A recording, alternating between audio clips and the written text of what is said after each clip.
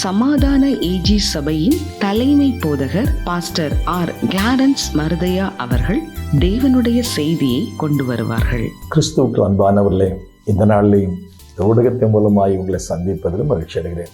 இந்த நாளிலேயே ஆண்டவர் நமக்கு தரக்கூடிய வார்த்தை என்னவென்றால், உண்மையுள்ள மனுஷன் என்கிற அந்த தலைப்பில் 2வது பாகமாக மோசே குறித்து நல்ல சாட்சி கொடுக்கிறார். எபிரேயர் நிருபம் 3ஆம் அதிகாரம் 2ஆம் வசனம் வாசித்து பார்க்கும் பொழுது, மோசே தேவனுடைய வீட்டில் எங்கும் உண்மையாக இருந்தான்.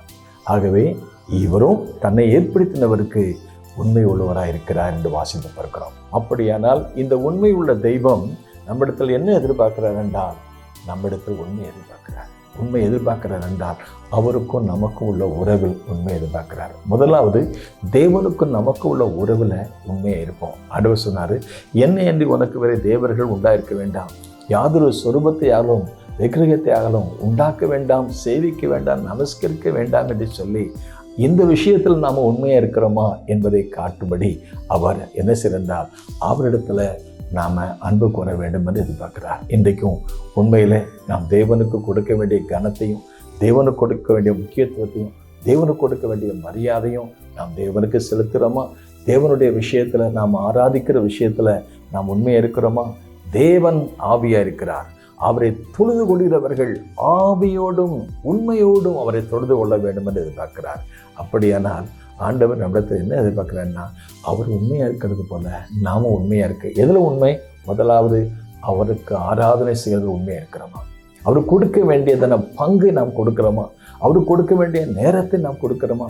10ல் 1 மட்டும் அல்ல, அதற்கு மேலாக நம்மையே கர்த்தருக்கு கொடுக்க வேண்டும் என்று. ஏனென்றால் தேவன் ஆவியாக இருக்கிறார். அவரை தொழுது கொள்கிறவர்கள் ஆவியோடும் உண்மையோடு ஆராதனை செய்கிற அந்த ஆராதனை. நாம் ஆலயத்துக்கு வர்றோம், உண்மையிலே ஆண்டவரை ஆராதிக்கிறோமா?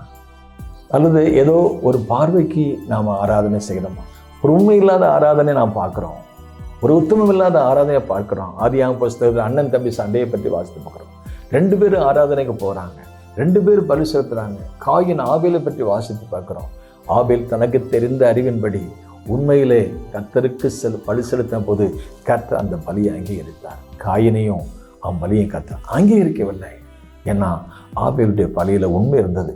ஆபேலுடைய பலியில் கர்த்தருக்கு கொடுக்க வேண்டிய கனம் மரியாதை இருந்தது. கர்த்தர் அதை அங்கீகரித்தார், ஆசீர்வதித்தார். உண்மையுள்ள மனுஷன் பரிபூர்ண ஆசீர்வாதத்தை பெறுவான். இந்த நிகழ்ச்சியை கவனிக்கிற அருமையான தேவனுடைய பிள்ளைகளை, உங்களுடைய ஆராதனை எப்படி இருக்கிறது? நம்முடைய ஆராதனை எப்படி இருக்கிறது?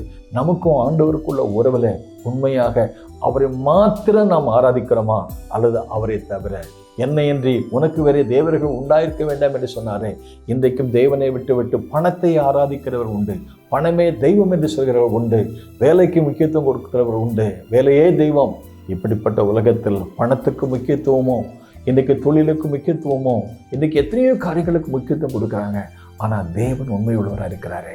ஆகவே தான் தாவீது சொல்லும்போது, கர்த்தாவே உமக்கு பிரியமானது எனக்கு செய்ய கற்றுக்கொள்ளும். தேவனுக்கு ஏற்கும் பலிகள் நொறுமுண்ட ஆவிதான். தேவனே, நொறுமுண்டதும் நறுமுண்டதுமான இருதயத்தை புறக்கணீர்.